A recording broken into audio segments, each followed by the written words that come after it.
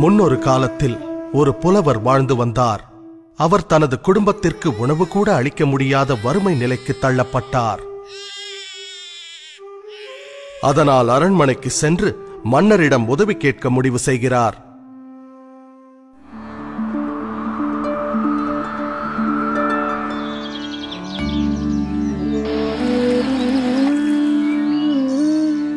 மன்னரை கண்டதும் புலவர் தனது பாடல்களை பாட ஆரம்பிக்கின்றார்.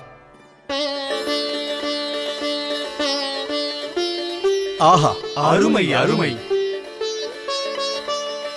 பாடல்களை கேட்டு மனம் மகிழ்ந்த மன்னர் என்ன பரிசு வேண்டும் என கேட்கிறார்.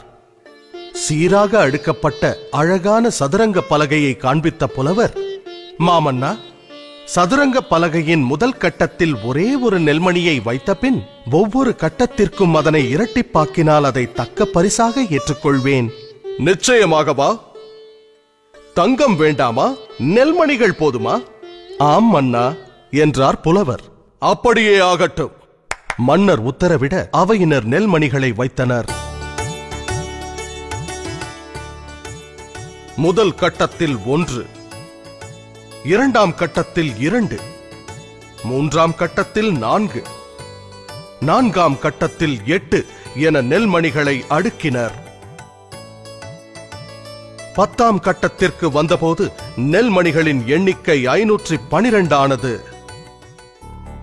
20ஆம் கட்டத்திற்கு வந்தபோது நெல்மணிகளின் எண்ணிக்கை 5,24,288 என அதிகரித்தது.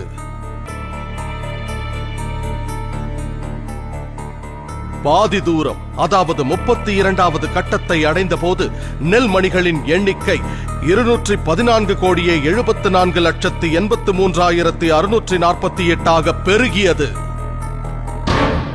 விரைவில் நெல்மணிகளின் எண்ணிக்கை கோடான கோடிகளை தாண்டியது. இதன் காரணமாக மன்னன் தன் ராஜ்யம் முழுவதையும் அந்த புத்திசாலி புலவரிடம் ஒப்படைக்கும் நிலை ஏற்பட்டது.